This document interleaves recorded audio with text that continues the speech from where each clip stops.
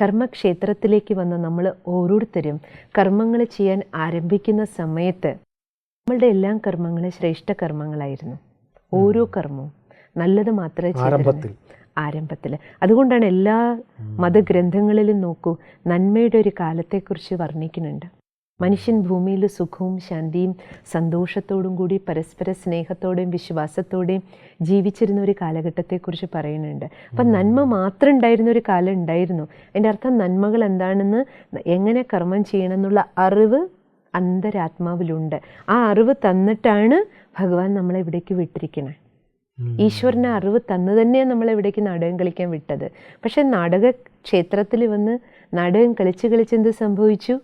നമ്മൾ ഈ കഥാപാത്രമാണെന്ന ബോധത്തിൽ അടിമയായപ്പോൾ ഈ കഥാപാത്രത്തിൻ്റെ കോൺഷ്യസ് വന്നു, ഞാൻ ആക്ടറാണെന്നുള്ളത് മറന്നു, ആത്മബോധം നഷ്ടപ്പെട്ടു, ബോഡി കോൺഷ്യസിന് അടിമയായി.